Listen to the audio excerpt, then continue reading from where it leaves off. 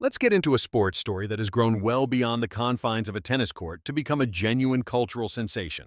We're talking about an event that sent a seismic shock through the Middle East, turning one of the calendar's most celebrated tournaments into something that felt just like a rock show. If you had a preconceived notion of what a passionate tennis crowd is, or if you believed you knew how fan support works on the WTA Tour, you need to completely erase those ideas. The events we all just saw at the 2026 Dubai Duty-Free Tennis Championships were more than just a tournament. They were a coronation. It was a complete changing of the guard, the powerful and unmistakable dawn of the Eala era, and it left all of Dubai in a state of shock. An enormous flood of fans, thousands of them, turned out in force, generating a fever pitch so powerful, loud, and alive that it left sports veterans, former Grand Slam winners, and current elite players totally stunned. At the very heart of this incredible whirlwind of excitement is Alexandra Eala, the 20-year-old Filipina phenom, who is not only shattering records but is also completely redefining what it means to be an international sports superstar.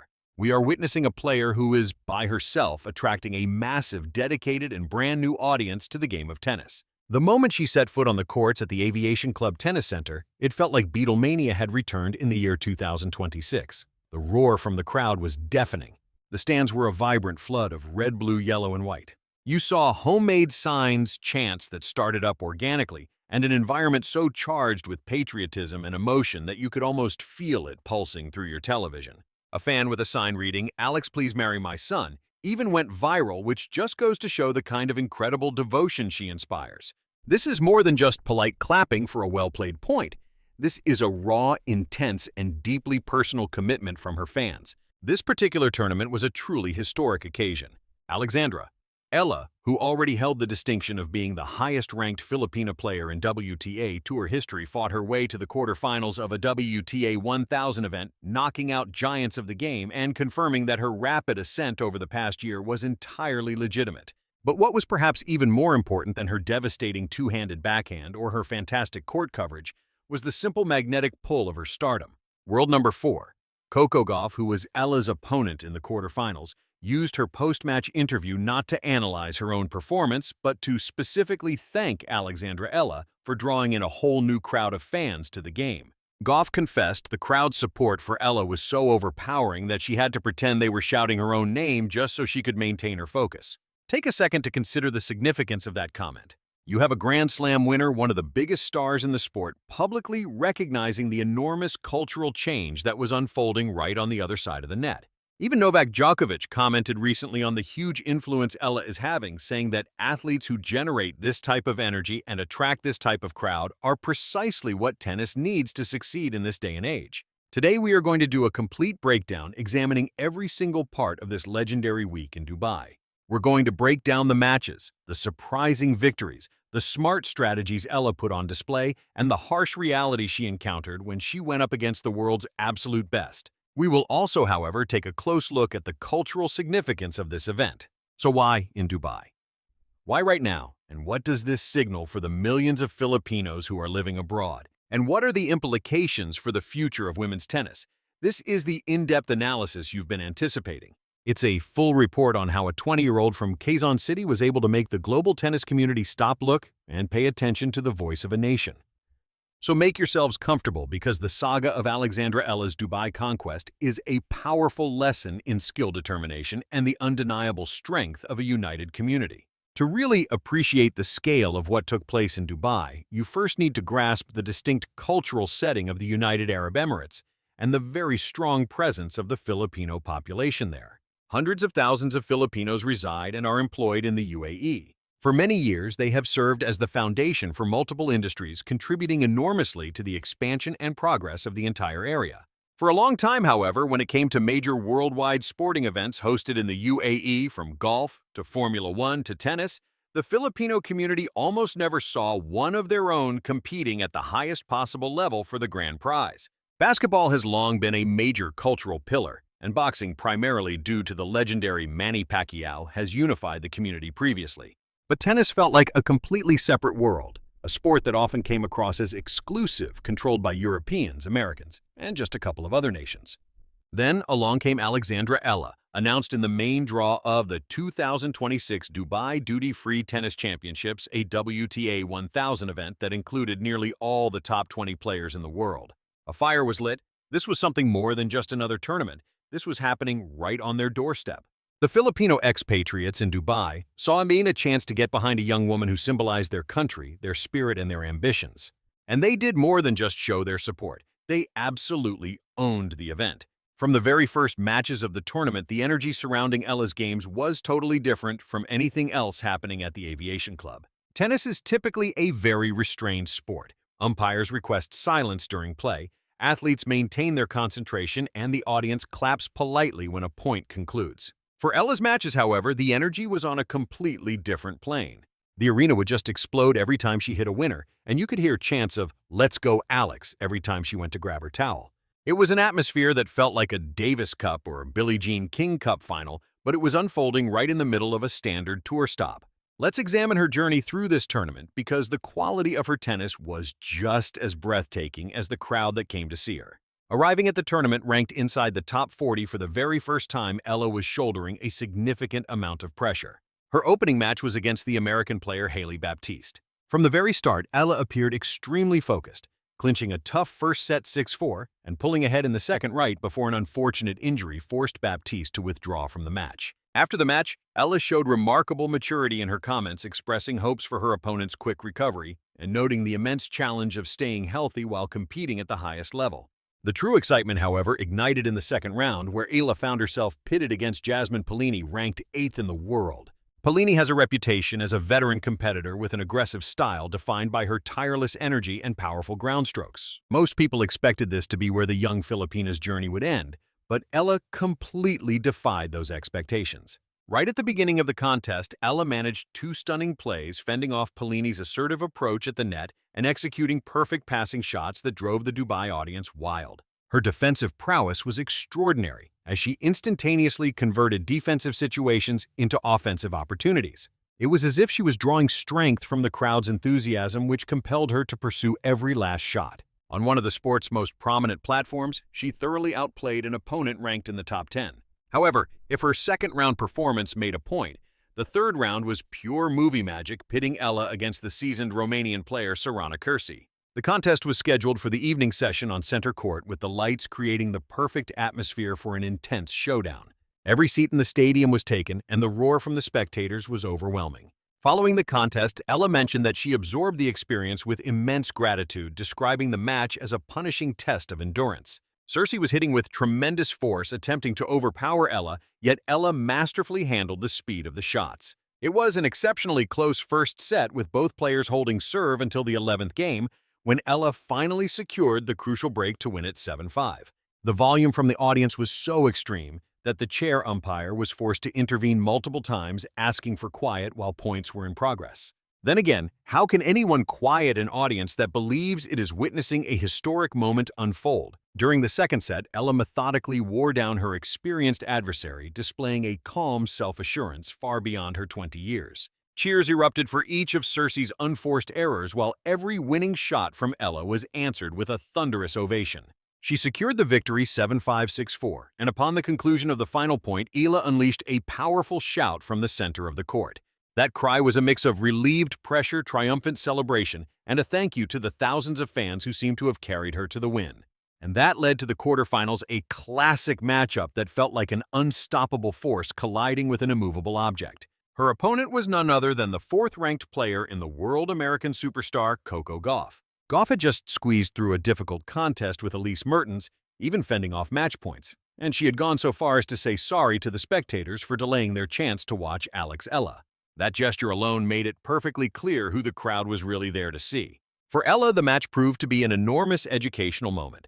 Gauff belongs to the absolute top tier of the sport, armed with huge power, amazing athleticism, and a wealth of experience in high-stakes situations, even though she is not much older than Eala. From the start, Gauff was in complete control, delivering a combination of speed and depth that overwhelmed Eala and led to a dominant 6-0, 6-2 victory. The result served as a sobering reminder and a stark illustration of the difference that remains between an emerging talent and an established top 5 competitor. Eala had trouble with her first serve landing, only 57% of them, and securing the point on just 30% of those occasions. Facing a return specialist of Goff's caliber, statistics like those inevitably lead to trouble, but the real significance of this quarterfinal went beyond the final score. What truly mattered were the events that unfolded on the court and in the moments that followed. Even with the score being so one-sided, the Filipino supporters were relentless in their encouragement, celebrating every single point that Eala managed to win. Between games, they would call out her name in unison, creating an astonishing level of noise that left everyone else in the arena in awe. Coco Gauff's interview after the match was a perfect display of class and understanding of the moment. She offered no complaints about the biased audience. Instead, she complimented them and expressed her gratitude to Eala for introducing a new group of fans to tennis. Gauff knew exactly what to do. She recognized that the sport thrives on fresh supporters, renewed excitement, and compelling new narratives. She playfully remarked that she just imagined the chants were for Coco, not Alex, adding, "If you can't defeat them, you might as well become one of them." It was a wonderful display of shared admiration, and Ella's reaction to her defeat was just as commendable as she refused to offer any justifications. She openly acknowledged the noticeable difference in level between herself and the leading players, while also insisting that she did not believe they were entirely unattainable. She explained, "The biggest takeaway for me, honestly, is that I'm on the right path." That perspective is precisely what defines a champion in the making, because defeats often teach more valuable lessons than wins. Competing against Coco Gauff on a main court during the quarterfinals of a WTA 1000 tournament provides priceless experience and reveals the precise benchmark for success. It demonstrates the exact power required for your shots, the speed needed to cover the court, and the mental fortitude necessary to capture the sport's most prestigious titles. To understand this moment, we need to take a broader look at Alexandra Eala's career path. Her recent success in Dubai wasn't a fluke. It was built on years of relentless dedication, smart planning, and huge personal sacrifices. Hailing from Quezon City and born into an athletic family, her mother was a decorated national swimmer who won medals at the Southeast Asian Games. Her grandfather put a racket in her hand when she was just 4 years old and became her first coach. It was clear from the beginning she was a natural prodigy, which she proved by winning the renowned Les Petites tournament in France when she was only 12. That win catapulted her into the spotlight, ultimately landing her a spot at the Rafa Nadal Academy in Spain to sharpen her skills in an intensely competitive setting. She tirelessly worked her way up the ITF circuit, capturing titles and steadily climbing the ranks. But her true arrival on the world stage, the moment everyone in tennis really took notice, was at the WTA 1000 in Miami back in 2025. She stunned everyone by making it to the semifinals, taking down huge names like Madison Keys and former world number 1 Iga Świątek along the way.